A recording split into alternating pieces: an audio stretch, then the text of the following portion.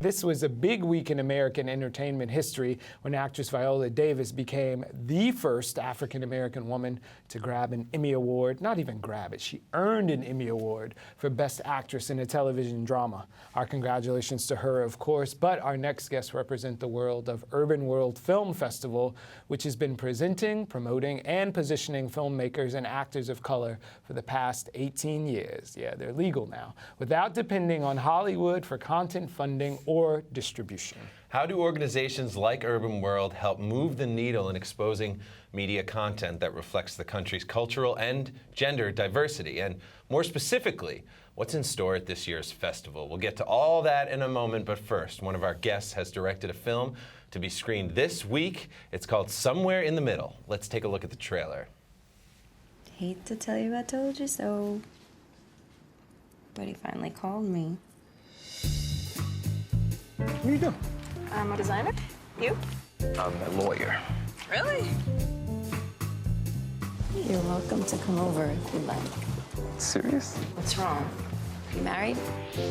We need to talk. Can you sit down? Not that I know of. Is it really that bad? I've been avoiding going home for months. You are not my mom. You heal yourself. You sound like a little boy. How do you live? Don't ever get married. You try new things, you know.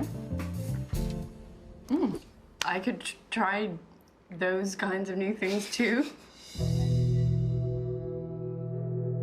Are you convinced that you'll be happier with this guy as opposed to any other guy? I can't explain it. I'm sorry for everything that I've done wrong. Give me a chance to make things right. I don't know what to do. Don't do anything. Give her some space. I just need to get my mind off of her. Hi. Oh, hey. I just wanted to talk to you about. No, honestly, that kind of stuff happens to me all the time. It's Does it? Really? weird. You gotta get it together. You're falling apart. I made a mistake. After you get what you want, a mistake. Enough with the lies. This relationship stops today. I think we go back to keeping things 100% professional.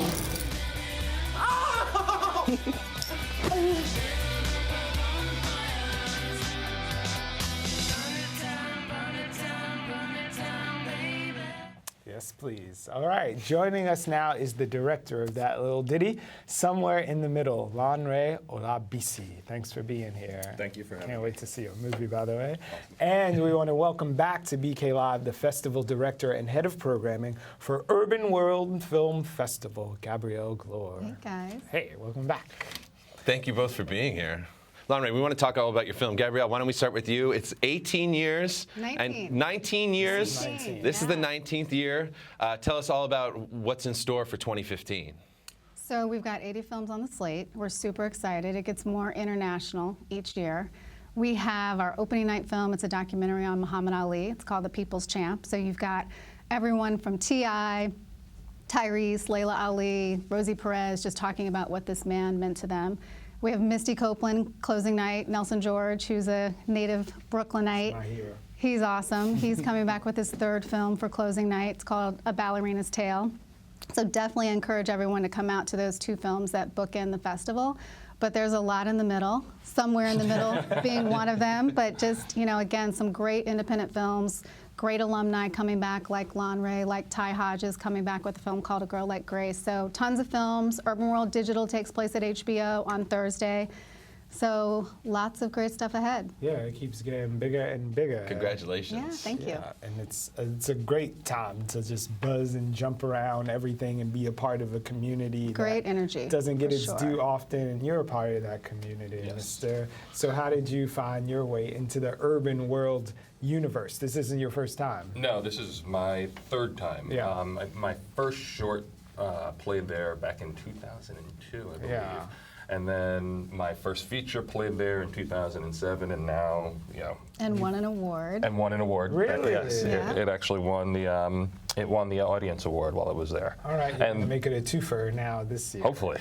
and the festival was actually instrumental in me being nominated for a Gotham Award as well. Yeah, it's been very... Well, Gotham Awards, you shot this one in New York as well, and Yes. I hear a lot in Brooklyn. Yes, probably about 80 to 90% of it was shot in Brooklyn. I'm always interested in the process. What did it take from when you conceived of the film to finally getting it, viewed at the UrbanWorld Film Festival, for example? Well, we ran a Kickstarter campaign, which was pretty successful. We ended up raising $105,000 on Kickstarter. Nice. And from the attention that we had gotten from the Kickstarter, because we had always known that that was just going to be for the production costs and we would need something for post-production. Yeah. So right afterwards, Chris Webber and Peter Gilbert, they have a fund, and they were like, hey, do you need more money for your film? And I said, we're good. Absolutely.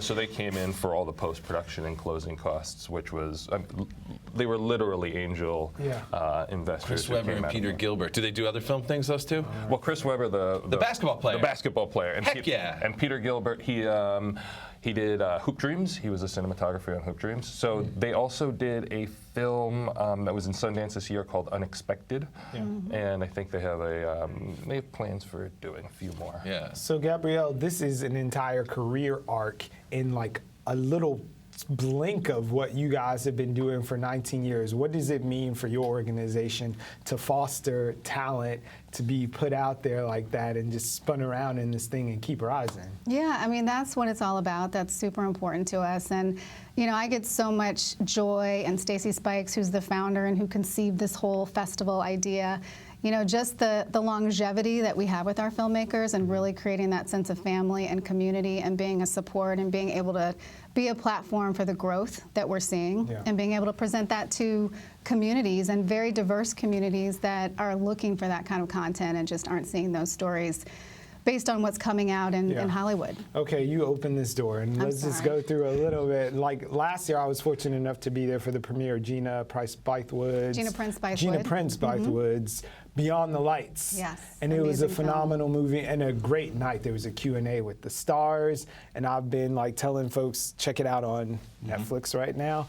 And there was a little back and forth about how they've positioned the movie in terms of it comes up in if you watch this black movie, you might like this black movie, when it's much bigger than skin color and those themes. So how are you guys navigating those spaces as UrbanWorld?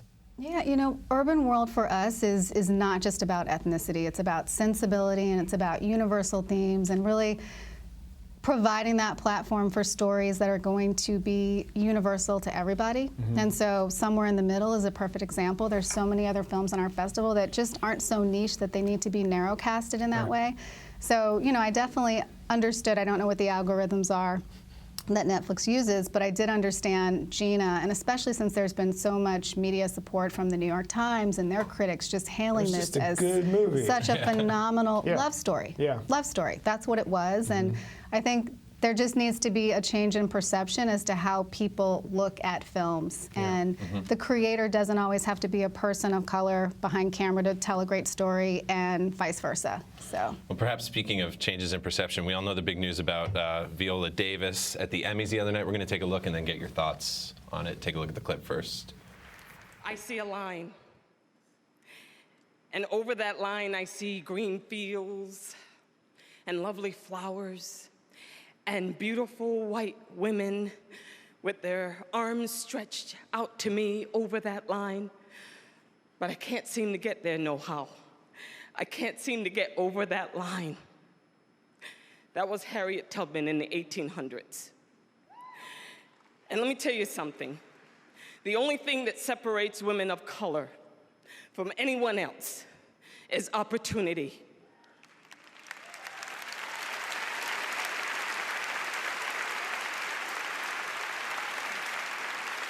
You cannot win an Emmy for roles that are simply not there. So here's to all the writers, the awesome people that are Ben Sherwood, Paul Lee, Peter Nowak, Shonda Rhimes, People who have redefined what it means to be beautiful. That was, of course, Sunday night. Lonray, you have some thoughts on that speech and win? Well, actually, I just thought it was a beautiful speech, and I feel like there's a lot of truth to what she says. I actually teach filmmaking at the New York Film Academy, and we were watching a film which I think is an absolutely beautiful film, which is called Glory. I'm not sure if you guys are familiar with that. Sure. Great movie. Great, great, great movie. Classic. Classic. And I told my students at one point that one of the reasons that I think it's so important, that diverse voices are so important, is because if I wrote Glory, because for me, to a certain extent, Glory can be viewed as a white savior film. And when Ava DuVernay did Selma, she said when she read the script, she did not want to make another white savior film that we've seen so many different times. And I think that's very, very important because, you know, with her voice, and for me, you know, at one point I was telling my students, I don't know if I would make a better film than Glory, but if you had given me Glory, it would be very, very difficult for me as an African-American filmmaker to say, I'm going to do it from, you know, this white man's perspective. I'm going to do it from the perspective of one of the soldiers. Single tier. Single tier, Yeah. right?